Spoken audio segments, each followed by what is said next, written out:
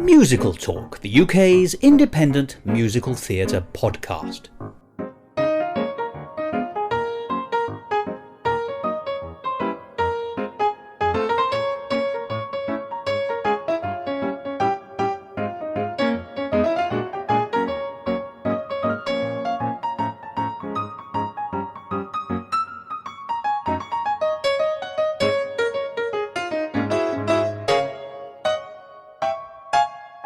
Hello and welcome to another edition of Musical Talk. I'm Thos Ribbits, and once again I have some most unexpected travel news. The Metropolitan Police have advised me that chicks and ducks and geese should not approach when I take you out in my coach. Which tells you, as if you needed to be told, that you're in for another episode discussing Oklahoma. And this week, we're going to be discussing the actual production of Oklahoma, which you could have seen recently at the Yong Vic here in London between April and June 2022. Now, this, of course, is the famous American revised, reworked version, or perhaps more accurately reinterpreted, because it boasts about leaving the text untouched, which was brought to the stage by Daniel Fish. And of course, by reinterpreting it, it also gives us, as an audience, a chance to re-examine afresh a text which is already terrifically well known and for some untouchable. And it's certainly true to say that not everyone liked this new interpretation. But on the whole, people did warm to it, and certainly that was my view. In the Guardian newspaper's review, they make several really interesting observations. They argue that the physicality and proximity of the audience to the actors in this production makes you think about the show in a different way. Because you're sitting around the stage, it's in the round, you can turn your head, they say, and listen to a different part of the song line. And they make the observation that it's our choice as audience members whom we listen to as ensemble numbers take place on the stage. But of course it's the interpretation of characters. And that's a directorial and acting choice. And of all the characters, the two who are most reworked are Jud Fry, described in the Guardian review as more melancholy than menacing, and of course Curly MacLaine, played by Arthur Darvill in this production, who's a much darker speech marks hero, close speech marks. And we'll be talking about whether or not he is a hero over the course of the next 2 weeks here on Musical Talk. The Guardian also notes, and I think this is interesting too, that some of the innovations, particularly in Act 2, risk causing distraction from the narrative. But here's the take-home quotation. But this is still a brave and invigorating show that effortlessly unearths the ugliness that has always glimmered beneath Oklahoma's beautiful morning. And I think that's very interesting, because it is true that actually the story of Oklahoma isn't very nice. And it's always been a surprise to me that it is as well a loved a piece as it is. My parents adore Oklahoma. And I'm sure we all know people who think it is an untouchable, wonderful show, along with all the standard Rodgers and Hammerstein shows. As you heard last week, Colm Malloy, with whom I'm having this conversation, and I do not quite agree. There's more to admire than there is to enjoy in any show written by Rodgers and Hammerstein, and some are better than others. Oklahoma does not feature on my list of favourite Rodgers and Hammerstein shows even now, but I'm very glad I saw this production. So what are you going to get in today's episode? Well, that's a terribly good question, and one deserving of an answer. Here it comes. This week and next week, you'll hear the second and third part of my conversation with Colm Malloy, who is a composer and lyricist in his own right, as we talk about, in this week's episode, predominantly this new production, and how it felt to be in that audience, and what it meant to us as a way of reinvigorating and opening up a well-known traditional text. And then next week, we'll be looking at that text, and of course, at that score, to see what we have learned from watching this production. An analysis of the actual words, text, story, and songs which make up Oklahoma. Now, of course, it's not going to be quite as neat as that. Some of that conversation about the narrative and songs will come out in this week's episode.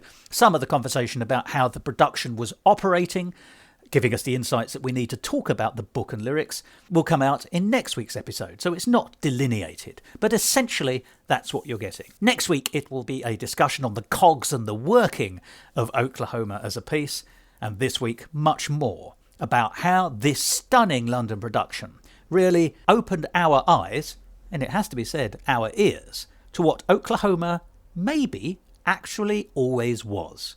And that's something I think The Guardian was hinting at. Well, you've heard me blathering on quite long enough with this introduction to the episode, so let's get down to the bread and butter. I hope you enjoyed this conversation about the Yong Vic's new production, startling new production almost, of Oklahoma with Colm Malloy.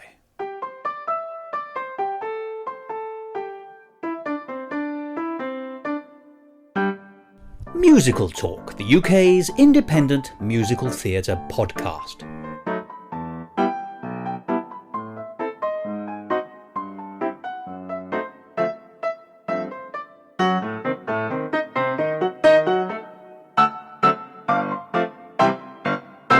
Well, Colm, it's wonderful to see you again. Indeed, it is. Although this is the same conversation, so anyone listening to last week will realise we've not actually moved on. In fact, all we did was spend a minute not talking about Oklahoma, and then we're back again to do so. No, we've been here for a whole week. I see you're living the pretence. Yeah. So last week we were really talking about how Oklahoma is the beginning of the Rodgers and Hammerstein canon, and our responses to what that represents and what we think are their strengths and weaknesses. And I think that will come out in microcosm now as we talk about Oklahoma, and particularly the Yong Vic production. Now, am I right in thinking that in the last year or so you have seen both what one would call a traditional version of Oklahoma from Chichester, who are doing South Pacific, I noticed, this year, and that's coming to the West End. But also, we've now seen together, you and I, the Yong Vic version based on the reworked Broadway version. So, what are the main differences, in your estimation, between traditional and the new working? Well, I should say the Chichester one was 3 years ago, not a year ago. But with COVID in the middle, clarification. That makes it feels like a year ago, yes. It's interesting, I really... without wishing to say anything about the Chichester production against it, my memory is very hazy on that production in particular, but I think it relates to what we were talking about in the previous episode about our quibbles with Rodgers and Hammerstein, and I think I went into it with almost a frosted gaze. Not much attention was paid, I think. So you almost did it as a duty? Well, I think so, and again, since seeing this Yong Vic production, I have gone online and watched a couple of known productions, such as the National Theatre one from '98, and the Proms did it a few years ago, maybe I want to say 5 or 6 years ago, and those are helpful touchstones in terms of me referring back to what I think I saw in Chichester. But they're all representations, if you like, of the traditional interpretation of that musical. Yes. The first main difference, I suppose, is this isn't a proscenium arch production. This is what we'd call, I guess, thrust. Yes. In which we're not even in darkness. We are in what you could call the blaring sunlight the whole time. Yeah. And I like how we are sat like the cornrows. There's nice little... It's almost immersive in that sense, but it's passive immersion, which is nice, I think, for an audience. So there's that staging difference, but there's also a contextual difference. Rather than it being set in... when I think it's meant to be set in 1901, 1902... I don't know, turn of the 20th century. This production is now set in the time it was written, so 1943, which works musically because we don't have an orchestral pit. We have a bluegrass band, so we have banjos, we have a fiddle, we have a cello, we have a bass, upright bass, we have a lap steel guitar, all of these things which are hallmarks of the bluegrass movement that was coming into the main in the 40s, which I think is brilliant. So those are the main differences, and I think the big thesis I think it makes from a musical standpoint is here is the music of these people, it's this bluegrass sound, and it also posits, because what's brilliant about the second half, well, it happens earlier, but the early sound of rock coming in. So we have the electric guitar, we have this kind of drum beat, which is new and fresh and not of the turn of the 20th century, and it's making the claim, much like Rodgers and Hammerstein did by mythologizing. Instead it's saying, no, the myth of this American story is rooted in the folk sound of bluegrass, and it turns into rock, and that feels much more genuine and like it's done its research. I'm not trying to say Rodgers and Hammerstein didn't do their research, and I think they had the best intentions, but I think this production is honest about what America was and is. Certainly a strand of America, and I think that takes us back to something we said in the last episode then. If Oscar Hammerstein, and I think it's more Oscar Hammerstein than Richard Rodgers, is putting a particular sort of strata of American society, the farming Midwest, for want of a better phrase, into the core of this and other stories, and we don't meet anyone in Oklahoma, with the possible exception of the peddler, who's exotic, I think is the best way of describing him. He's called Ali Hakim, so it suggests otherness. And he's not part of the society we see in Oklahoma because like a peddler, he comes in, he's a salesman. He comes in into that society, that area, sells his wares and goes off again, and then comes back another time. So they all know him, but he is not of them until he is sort of snared. But that's like, in matrimony. But that's a very different thing. He is a visitor. He's someone who comes in. All the other characters are of that society, and even they may or may not like each other, professionally or personally, but they all understand each other. He, if you like, is the only sort of moving character. So if the basis of the people in the show are the farmers and the cowboys, essentially, because that's how it seems to. That's the rivalry and the context. Then you're quite right. Bluegrass music is going to be a much more speech marks, and I'm having to put speech marks around it, authentic way of representing the score, which is their story. The score is part of the narrative. Then that brings a connection and a synergy, I suppose, between the music and the drama, which may not have been there, or indeed probably wasn't there. I mean, we think of Richard. When I think of Richard Rodgers, I think of waltzes, I think of strings, I think of large orchestras, even within the context of a theatre. Their shows are bigger and bolder and possibly overblown, but you get a sound with that, and that sound does to the score what you would expect. It makes it bigger and bolder and once again more anthemic and monumental and important and serious.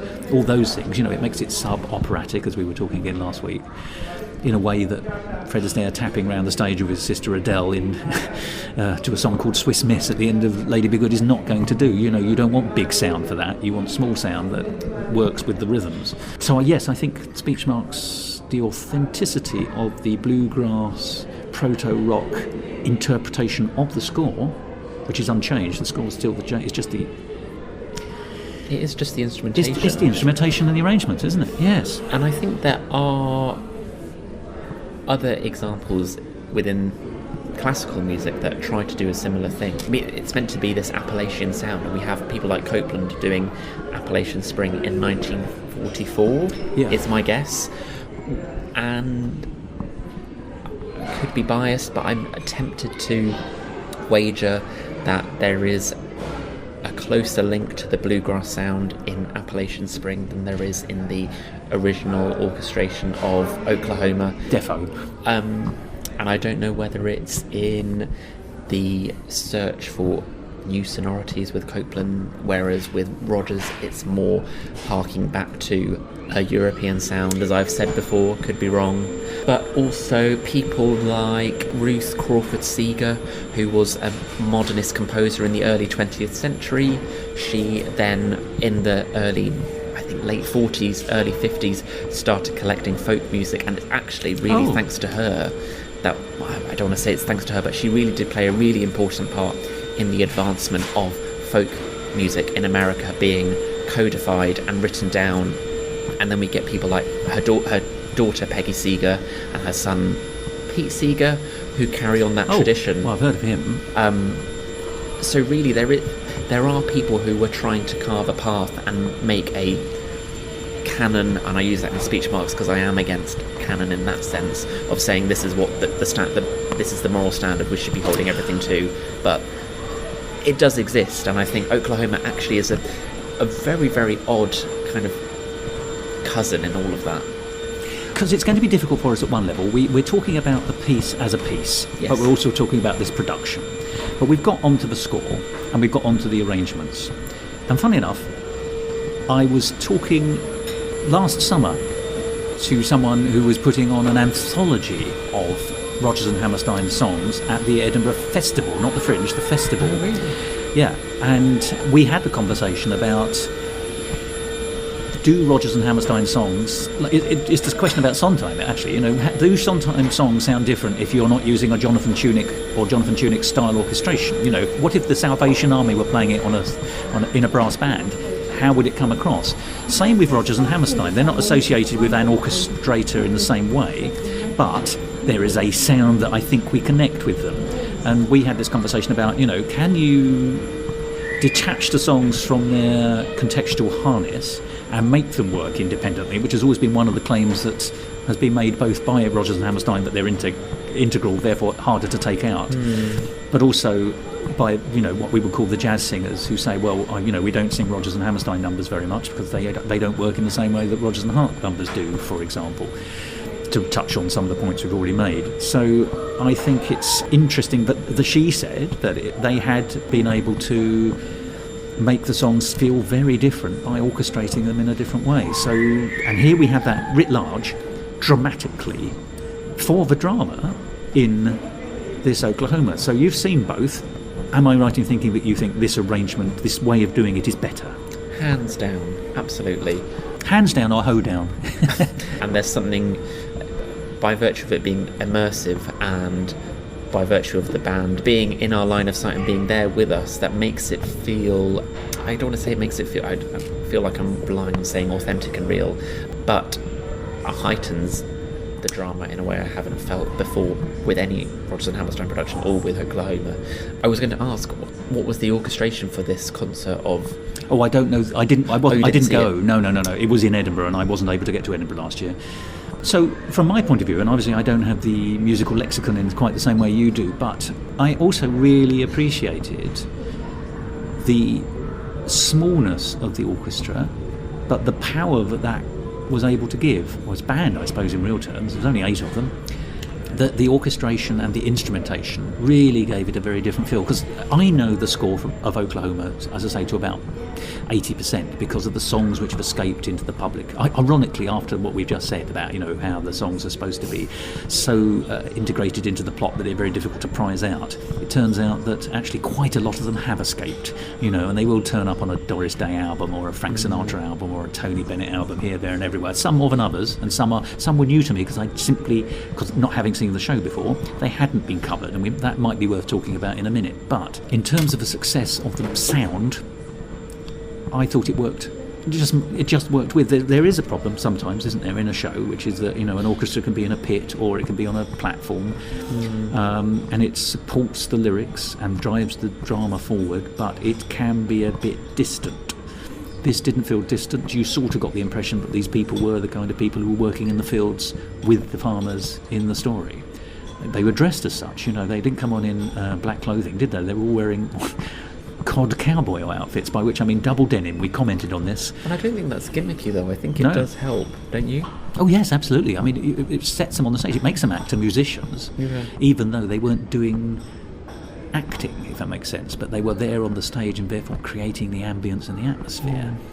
And of course, Arthur Darvill, who was playing Curly, I should say Curly here is not one of the Three Stooges, although in the 1940s that would have been a contemporary name. The most famous Curly in 1942 or 43 would have been Curly from the Three Stooges alongside Moe and Larry. But this Curly, Arthur Darvill, who's known as a writer he's an actor in this country and famous in Doctor Who, and I can tell you his very first television appearance was with Sooty, so he's come a long way. But he writes musicals in his own right and is an actor, musician in his own right, and was so in this. So he, more than any of the other cast, would get out his guitar at a drop of a hat, essentially, drop of a plectrum, and sing various songs, particularly the songs he was there to sing himself. But, I suppose that makes them diegetic. Can we argue? You can argue in a way. It blurs those boundaries. It does, which doesn't again, it? I think that's what makes this production more successful, in that it's acknowledging the fact that within a musical there is this suspension of disbelief that is both believable and not, and the more you can show difference throughout the evening. Here is a believable transition, here is a not so believable one, but we're going along with it. Whereas I think, again, what Rodgers and Hammerstein were trying to do was very earnest, and we commend them for doing it. But actually, by being so evangelical is the wrong word, but being so committed to their desire to make sure that every aspect of it was integrated, they created something that was so unbelievable, in a sense, because it was so unreal. By trying to suspend disbelief, you can't, I think. Whereas here, each time it's different, but if I can pick up one example, but the encore of I Can't Say No is, I remember you turning to me and saying that's how you transcend material. Yes. Because it is so transcendent, it does something that it shouldn't do. It feels so wrong for I Can't Say No to turn into a kind of gospel number with a microphone heavily amplified and for the audience to be clapping along. That feels so un-Rodgers and Hammerstein, and yet it works. Indeed, and it enhances the character. This is Adi, is that Ado Annie. Ado Annie. I'm going to get all her vowels wrong. I've just given her a vowel movement. Ado Annie, yes, who's the girl who can't say no. The actress was astounding, particularly when she performed her songs. Yeah, I mean, she turned into a diva almost, essentially. She sings it through in the bluegrass tradition, you might say straight, and then she goes on to sort of rework it and bring the roof down almost. So it was yes, you're right, it was transcending, and I remember saying that to you. It was so much more than the song can be and ever probably has been. And as such, that really told you a lot more about the character as well. The song, the character has in the past had to rely on the words of the libretto and the words of the book and the lyrics, basically, to be who, and then the actor's interpretation thereupon, in a way, by able to take the song as a whole and not just a set of lyrics bedded with music and a good melody. Then that really sort of pushes that character into a much more, emotional position, actually. I mean, bearing in mind I'm a girl who can't say no, and it's being dressed up that she, and we'll talk about the characters a bit later on, but she's free with her lovin', and one gets the impression that her emotional loving as well. It's not just putting it about a bit, although there's an element of that in there clearly. But when she sang "I'm Just a Girl Who Can't Say No," and it went into the second iteration with the full diva works, you saw that she was a creature of emotion, which I actually don't think you necessarily draw from the plot too much. Yeah. You can actually see she sincerely feels first and thinks third, because she's not a bright character. So I just thought that played the character much better. So yeah, that interpretation really lifted that. And I think integration is about not making sure every element is pulling the same equal weight at the same time. It's about giving rise and fall to different elements at different points, and if that means that what best serves this moment is for the dramatic realism to completely disappear, so that we understand more about character, that's completely the right thing to do. And actually I think that's something that Oscar Hammerstein would have believed himself, the great example being him suggesting to Sondheim at the end of Rose's turn that she gets a round of applause. It's dramatically incoherent for the character. It doesn't really make sense, but for an audience it works. And I say dramatically wrong. Psychologically it's incorrect, but dramatically it works. And I think it's the same thing here.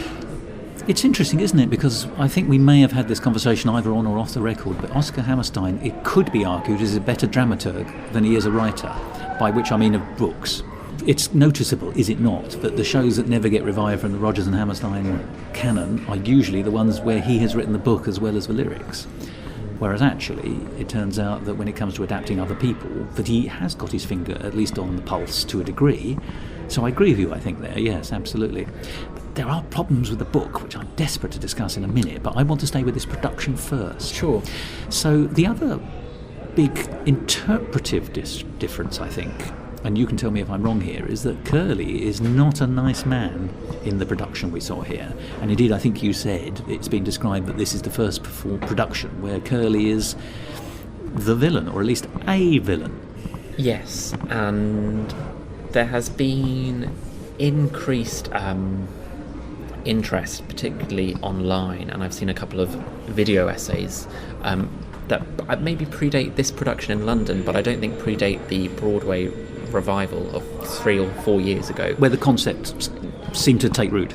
Yeah, but essentially talking about how we need to change how we view Curly. And I think I wish I could almost erase my viewing of this production and go back to other productions I've seen, because I have since watched the Proms version and the Hugh Jackman National Theatre production, and it's very, very hard to like him, and I wonder if he's been lying in plain sight all along as this villain, and I don't know whether it relates to the politics of today, but there really are lots of issues with Curly as a character that make him objectively not a hero I want to subscribe to. No.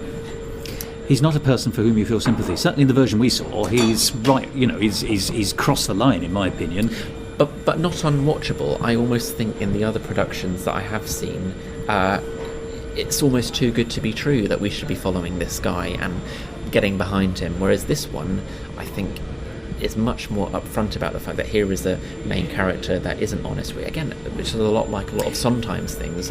He doesn't ask you to like this character. He just asks you to give him airtime and watch him. He's got moral ambiguity, and therefore you're asked to make your own opinions about him. Would it be fair to say that the Curly character in what I'm going to call the generic traditional version is the hero because he's filling the space that the hero fills? That he's the principal love interest, he's the principal dynamic in some senses. He certainly does quite a lot of the driving of the plot, such as it is. Arguably, But isn't himself, a sympathetic character? I think so, yes. I'm still completely at odds in understanding why he does what he does throughout the whole musical. Wouldn't you say? I think all the characters act in a very peculiar way. I don't think they feel like real characters at all to me. You mentioned the difference between drama and psychology sometimes. Sure. I think this is very firmly on the idea of plot happening rather than psychological insight of the characters driving the plot.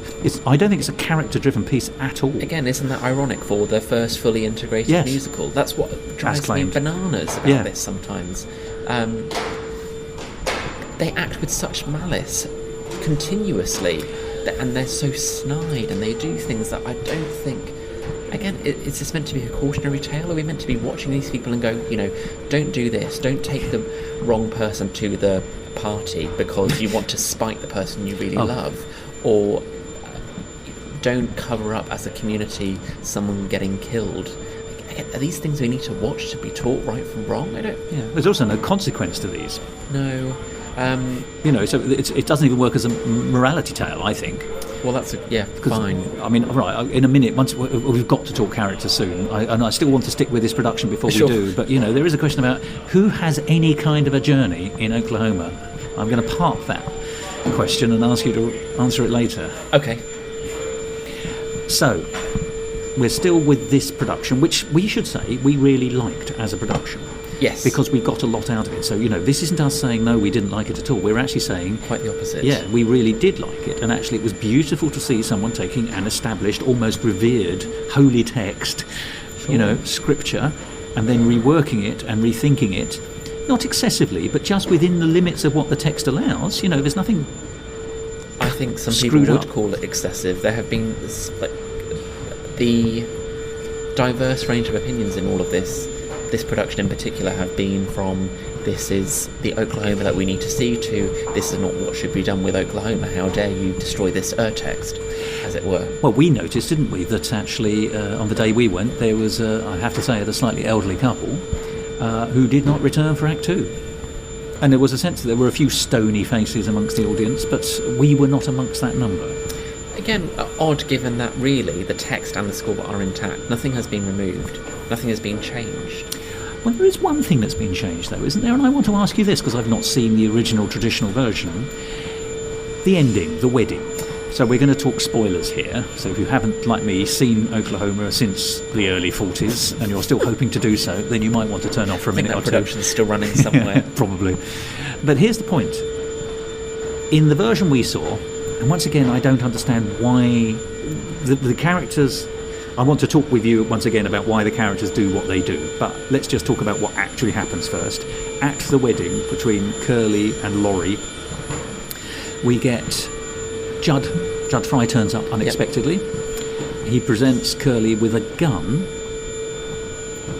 Curly takes the gun out of the present box, and then there's this moment of tension, and he shoots Jud dead, which then takes us on to the sort of the kangaroo court, or the opposite of a kangaroo court. I don't know what the opposite of wallaby court, where they completely find him innocent on the spot, basically. But the issue is, it's a gun. Now, I've been trying to work out how that works in the plot. I can't see how the murder takes place. And I've looked online, and as far as I understand, in the original, it's a knife, and it becomes a knife fight. Jud comes into the wedding, kisses Laurie, which happens in the version we saw, but then pulls a knife. There's basically an altercation between Curly and Jud, and in the course of the fight, Jud is stabbed by his own knife. I can understand the drama of that. It's not, and you can sort of understand why, within the original reading of the interpretations of the character of Jud and Curly, why that would take place. With the gun, I didn't fully understand it, but there's a possibility here, because they're both Curly and Jud are played with much more ambiguity. Jud isn't all bad, or certainly that's interpretation, and Curly isn't all good by any means. But we've seen Curly sell his gun in order to sort of stake his claim for Laurie in the buy yourself a picnic basket, please, Yogi Bear. The auction. Yes, absolutely. So we know that he's lost his gun and has become a farmer rather than a cowboy. Which is actually a change of social status, interestingly. It's deemed to be a step up, ironically, but within the confines of the local area. But anyway, he's given a gun by Jud at his wedding. You could interpret that as Jud trying to make amends. He's giving back Curly something Curly really didn't want to give up, and in fact the symbolism of giving up his gun and his horse was something really significant in his pursuit of Laurie. So giving them a gun is potentially a genuine movement towards a rapprochement. It's not impossible. That interpretation is there, and we weren't sitting in the best seats to see exactly what happened, but there's a kind of sort of standoff where Curly's holding the gun, Jud is looking at him, and then Curly shoots him. But it didn't look like Jud made any movement on him. It looked like almost that Jud was encouraging him to shoot, creating a kind of tense moment in order to be shot, that it was a kind of sort of, I'm going to set this situation up where you shoot me. Did it not look like to you that Jud was about to step forward? And I think there's this, I felt that Curly almost felt like he was on tenterhooks? Well, he had to protect himself and his wife, and I'm sure it is that cowboy trope that they both have guns, and it's about who draws first and who shoots first. I think he probably thought, and I'm sure I saw Jud begin to step forward, and I think there's that, I'm sure it's a rule in some kind of dueling game that it's whoever gets their gun out quickest and shoots. So, and we had already seen a scene before in the first act where they had both shot a gun, so it worked for me in that sense, whereas I think a knife doesn't make as much sense dramatically. Yeah, it certainly doesn't make dramatic sense in the sense of you can hear a gun, so that always has the power of shock. Yes. That's interesting. I didn't interpret that. You see, when the way I was interpreting it when I was in the auditorium, from my vantage point, was that Jud was goading through tension and stillness Curly into shooting him, which Curly then does. I think he sort of triggered into it, if that makes sense. That was my interpretation. I didn't really see a movement on his part, but even if he had, I didn't see that he was armed. So it wasn't absolutely clear. It looked to me like one man had a gun and that man was Curly, and it didn't look to me like the other man did. So to me it did look like Curly. I don't think Curly had thought for 1 second, I'm now going to kill and murder Jud at my wedding. But I think he was sort of pushed into it. I think he was manipulated into it by the victim. But the victim didn't do anything what you might call overt to make it happen. That's the way I interpreted it. Sure. But hang on, Jud does have a gun in the first act, doesn't he? Yeah, but he's also just been fired from his job, hasn't he? So it's only 3 weeks later, so presumably he's either on the road or he's got himself enough. He's a hired hand, so... My assumption, though, is that he has a gun on him, right. and he's gifting Curly with a gun in a kind of let's have a duel way. That was my guess. I could be wrong. Well, no, I don't think there's a right or wrong about it. I mean, there's clearly, once again, an ambiguity, because we didn't agree. And then when I spent a lot of time thinking about that since we saw it. And then subsequently, as I say, I wanted to find out how it worked in the original. And then it turned in the original that, although the weapons are different, Jud makes a move on Curly, and therefore that's why the altercation takes place and Jud gets... It's easy to see that it's Jud's just desserts in a knife fight when the knife has been brought to the table by Jud. Yes. Than it was in the interpretation we saw. I didn't think... It wasn't so clear to me that Jud, and I use the words advisedly, deserved to be shot. You know, if who was responsible for the killing, I would say Curly. I would not say Jud. That's the way I would... I mean, who do you think is responsible for the killing in the interpretation we saw? In this production, I'd say Curly. There we are. Despite the fact it is in this production that I resonate more with the moral ambiguity of Curly, whereas in previous productions where he is the hero and he gets what he wants, and the victim, though he is perhaps morally questionable, dies, I can't buy that Curly. No. I can buy someone like this Curly at the Yong Vic, who is morally ambiguous, getting what he wants. Because morally ambiguous people get what they want. But do they? Because isn't Jud morally ambiguous? He's not all sure. bad. And in this production, you know, very early on, Laurie is... She's such a strange character, but let's talk about her in a minute. As we're doing the characters now, Jud first. The very first thing we hear is that Aunt Ella tells us that actually that Jud is the best hired hand they'd ever had. That is a glowing testimonial. Yes.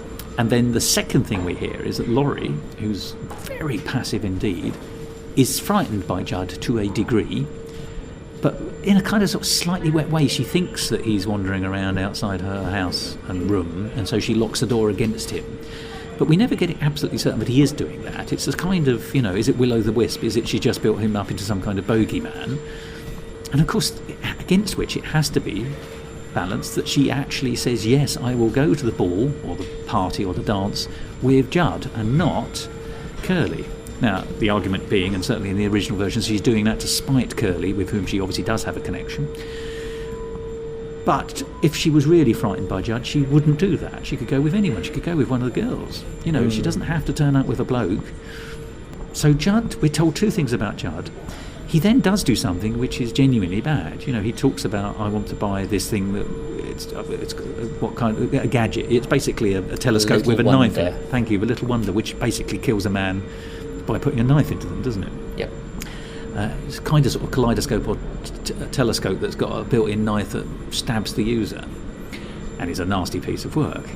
So when he wants that, and he clearly wants that for Curly, you can suddenly see, well, there's the moral ambiguity. We've been told that he's very good and he's very bad at the same time, and now we're seeing a bad act. And then we see he does try and actually use it once he acquires one, unbelievably, and Aunt Ella spots that. So we do know that Jud is a bad, or at least he's morally ambiguous, but it's certainly, the negativity is there. He's a bad man in many, many ways. He's quite happy to see people die. And there's lots of innuendo that he may or may not have been responsible for deaths of employers previously. It's certainly left open enough. But on the other hand, he is the wronged party at one level. You know, she does invite him or accept his offer to take him to the ball, and then she more or less leaves him at the ball and she fires him. And he hasn't actually done anything wrong. Until... Well, he does... All right, I suppose when they have their showdown outside of the ball, yes. And again, that's cloaked in ambiguity because it's done in darkness, but again, I don't think it is ambiguous. It's very obvious that what's going on is an attempted sexual assault, and at worst more than that. Well, we heard a trouser being undone, didn't we, in the microphone? So. Sure. So yes, you're right. You're quite right. I mean, and that's unforgivable. I'm still stunned that the solution is you're sacked rather than... Because we know there's a marshal in the... You know, there's a sheriff or a policeman in the local area. You'd have thought she might have mentioned it, but anyway. Yeah... The problem with Jud is, in this interpretation, he's not all bad. He's certainly bad, but he's not all bad, in the same way that Curly is not all bad. I wouldn't say he's good, but I wouldn't put it the other way around for Curly. I wouldn't say Curly's good with bad parts. I would say he's equally bad. Well, no, I could with good see, parts. I could be wrong, but I could see Curly doing the exact same things if the shoe were on the other foot. Indeed. And Curly would be seen as fine in that regard because he is the hero and he is attractive and he's the strong man. Yeah, and I think that raises a very damning point on the original text. Well, it's interesting because even on the Wikipedia page, which obviously is not unimpeachable, but it just describes Jud. It says Jud is lonely and disturbed. That's how his character is described on Wikipedia. That's awful. And you think it makes you feel sympathy for him. Well, it does, but obviously it's also designed to try and make you feel that he's the bad guy. But just the lonely part is presumably, if he is disturbed, it's presumably because of the excessive. Yes, quite. So exactly, the humanity there is being ignored because Curly is pigeonholed into a hero role, even though he's clearly not a hero, and Jud is pigeonholed into a baddie's role, even though he's not purely a baddie. And you're quite right; their behaviour is comparable. Yeah. I think that's a really interesting interpretive point. That Curly and Jud are more alike than they are unalike, even down to being speech marks of potential shooters for Laurie. So, yes, if Curly had done what Jud did, and Jud was doing what Curly did, it would be very, very interesting to see how. I mean, gosh, there's a reworking waiting to happen there, I think. 2098. Yes. Should we briefly talk about Laurie then before we move back to other things, just in terms of the interpretation of the character? The actress, by the way, all the actors and actresses were excellent. Oh, superb. Superb production, yeah. There was not a duff moment, really. Or certainly not a duff moment in the production, direction, music. It's in the narrative where the failures are. But Laurie is very passive. Well, I was thinking about this. I'm sorry to interrupt you. No, please do. In fact, I welcome it. Musical theatre has a history of creating main characters who are passive. Robert from Company. Charity from Sweet Charity. Oh, crikey, yeah. And I wonder why that is. I don't know. But I wonder if it plays into this idea of musical comedy. Musical comedy, or farce in general, is things happening to characters, not characters doing things. Usually. It depends if it's a comedy of errors or manners or whatever it is, but... Well, you're right. A bland or passive character can have stuff projected upon them, or then is forced to make a decision, where actually if a character comes out and is terribly willful, it's not going to be much drama in them saying, well, you need to make a decision, and they go, yeah, all right then. But so it makes me wonder if... in a hypothetical world, Rodgers and Hammerstein gone, oh God, we've written a musical comedy, but it needs to be serious. We better take some of that out, and so they kept it, and so we still have this passive Laurie character in which she doesn't do much, but stuff happens to her. Yeah, I mean, her journey, such as it is very strange, because she's entirely passive for Act 1. She really can't make up her mind one way or the other between, there's a touch of sarcasm in her character, so there's a touch of Catherine the Shrew from Kiss Me Kate, or The Taming of the Shrew, depending on which source you want to use. There's a bit of banter, one would call it, I think, between her and Curly in particular, which is Benedict and Rosalind from Shakespeare again. So she's got lots of promising things going on, but she does spend quite a lot of her time sitting, from our vantage point in the audience, on a bench at the back watching the boys play or do what they're doing, or she spends a lot of time watching, listening to Aunt Ella tell her things. She appears to be almost supremely marvellous. Her gooseberry tarts are better than everyone else. There's no euphemism there. She's a great chef, she's intelligent, she's clearly the one that Curly wants, and you can sort of see why, but she can't decide that she does want him, or certainly there's enough about him that she puts her off, at least for the most part. She doesn't like Jud, although she had been tender to him when he was ill, we learned, so she's got humanity there, and that's obviously why he's sort of now starting to hold a torch for her. But actually, her dislike of him is a bit wet.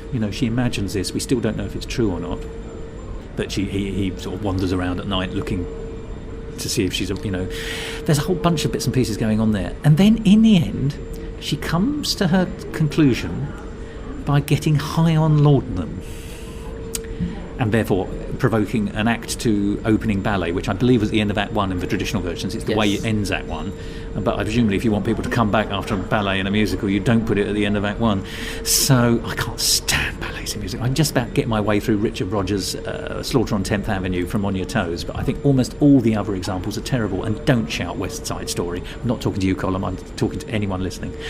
I hate the ballets. They just ruin the rhythm. And even, an American in Paris, which is entirely building up to this bloody great ballet at the end, it's just always a letdown for me, but that's me speaking. No. Well, side question, when did ballets and musicals for the most part begin? 30s. Yeah, it's Slaughter on 10th Avenue. On Your Toes is a dance, is a Rodgers and Hart musical, which I've seen revived, funnily enough, because it's a dance musical. I've seen 2 or 3 different versions of it, a West End production. Oh, I say a West End production, actually I think here at the South Bank, rather, where we're recording today, Royal Festival Hall. And I've seen amateur versions as well. So oddly enough, that one is the one that sort of escaped, but it's not a typical Rodgers and Hart musical at all. It's got a great score, but it's got Slaughter on 10th Avenue, which I think everyone knows, but I think it's the one that's also got the Princess Zenobie in it, which is another ballet. It's got more ballets in it, knows what to do with, and it's not terribly good. And then it was Slaughter on 10th Avenue was such a great success that they all start doing it. And I think I was telling you that Cole Porter sticks in a ballet called Within the Quota within one of his musicals, thankfully not one of the ones that's regularly revived. And then they just make their transitions to musical films of the period. So, the best example in the film for me would be the girl hunt in the Bandwagon, because it sends itself up. All the others are desperately serious. Terribly non-tongue-in-cheek. I refer then to my previous point in that it's about suspension of disbelief. Yes. And actually, if you can do it in a way in which... I have an on and off relationship with musicals that turn to the audience and go, we're a musical. But there does have to be an element of that in a musical, particularly in musical comedy. Otherwise, I think you ruin the flavour. And I know you have issues with ballets and musicals. I think I Did that come across? Just about. You didn't say anything, but I felt it. There was some shuffling going on. I actually think this ballet in this production was far more successful by virtue of being a little bit more obtuse and abstract compared to other ones in which you kind of get a little kind of a mid-show overture medley in which, we see what's happening to the main characters and, isn't it terrible, and wouldn't it be disastrous if this happened? Whereas here, what you get is this incredibly athletic dancer. Oh, yes. Throwing herself around the stage and being at points the horses for the Surrey. Yes. I think it's whether it means something or not, it's an amazing 10 minutes. I will, yes. First, let's detach what we saw from the concept. Sure. Brilliant actress, brilliant performer, dancer, did it, yes, absolutely. I agree with you absolutely, but it was terribly abstract. And I agree that's probably better than the really obvious ballets, which are so often plodded in. Yeah, you know precisely what's happening in the West Side Story ballet. There's nothing clever or subtle going on there, or even light. This was much harder to interpret. It probably was a laudanum dream in that sense. She was off her tiny bonds, high on drugs essentially. And then but there is a danger that abstract breeds pretension, and there is a danger that pretension is ultimately pompous. And the great thing about pomposity is that it needs to be punctured. It lost me artistically. I'm happy to go with a ballet when they throw one at me. I'm not going to walk out, but I sit there. They need to impress me if they're going to put a ballet in. I was impressed by the performer. The musicians were excellent, although it was recorded, wasn't it? Or rather, we didn't see the orchestra or the band playing it, so presumably it was recorded, but the music was fine. But it was about 2/3 of the way in when she's dancing around the stage on her own, when 20 leather boots jump out of the sky and land at her feet. Reading what the ballet was supposed to do at the end of Act 1 in a traditional version, it's supposed to clarify to Laurie that the man that she wants is Curly, not Jud. Yes. It was hard to interpret what we saw as her coming to the kind of decision, even though narratively that is what happens, and then from thereafter it is Curly that she tips her hat at, essentially. So it does do that in narrative terms, but I couldn't make it in my head. I'm complaining about it being obvious ballets, but this was so obtuse. Is that right? Abstract and Obtuse. Yes. Well, I think it's a bit. Yeah. Anyway, it was so strange that actually it lost me. When the boots came down, I found it laughable. That was the point. I actually had to stifle a laugh. I remember sharing a glance with you. Well, that's fair enough. I think in the Proms production, in that ballet sequence, I don't know if this is the same in all previous ballet sequences, but Laurie sees Jud Fry killing Curly in the high. So I guess that's enough. That's enough of a motivation. But it isn't, is it really? Because you should believe what your dreams say. It's a fever dream. Yeah, I know. Yes. Out of my dreams and into your arms. That's the point. Don't believe your dreams. Yeah. So I'm not sure. How are you going to make a dream come true, as Richard Rodgers and Oscar Hammerstein put it in another musical? Yes. Yes. Very strange. Musical talk. And there we have it. A conversation about the Yong Vic production of Oklahoma, based on Daniel Fish's revolutionary and revelatory American production that recently wowed people on Broadway and then on an American tour, and which did something similar here in London. It's certainly a show that was able to generate an emotional response in me, and that was rather more than I was expecting. Unfortunately, the principal characteristic I felt as I left the show was anger. Not, I should say, with the production, but with what the production had shown me about the text. And I do think the story is one that really needs to be unpicked in some detail, which is lucky because if you tune in again to our episode next week, that's exactly what you're going to get. You'll hear the third part of this conversation with Colm and me talking about the nuts and bolts, the bread and butter, if you like, of Oklahoma. The story, the words, the songs, how they fit together and what they are telling us. Which is quite different, I think, to the received wisdom of what has been handed down to us from the past, telling us what Oklahoma is about. Daniel Fish, I think, has done us a great service by showing us that this show is something different to what we've always taken it to be. The question then, of course, is it better or is it worse? Well, that's a discussion for another day. So whilst we're waiting, I think I might pop out and saddle up another horse and cart and give this advice to any passing chicks and ducks and geese, which is I think that they should dash as I drive around in my calash. And if you've never heard of a calash, I can assure you it's yet another word for a Victorian horse and carriage. And if you're not enjoying these kind of jokes, I do apologise, there's plenty more in next week's episode. So in order to give you a chance to gear up for that delight, let's stop this episode. And we know how we're going to do it. Not with a giddy up, but with a woe.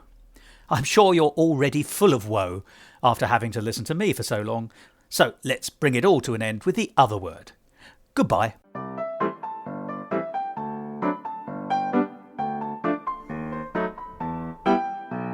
This episode of Musical Talk, edited by Thos Ribbits and presented by Thos Ribbits and Colm Malloy.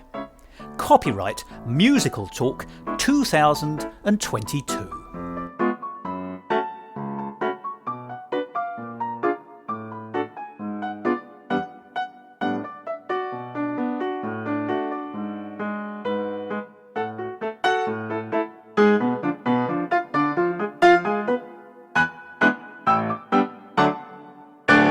To find out more about the world of Musical Talk and listen to past episodes, go along to our website www.musicaltalk.co.uk or subscribe to us on Apple Podcasts and follow us on Facebook, Instagram and Twitter. And if you want to follow me on Twitter, you can at Musical Talk Thos. Well, you've heard me blathering on about introductions for the... Well, you've heard me blathering on along... Well, you've heard me blathering online... Oh, I can't say it.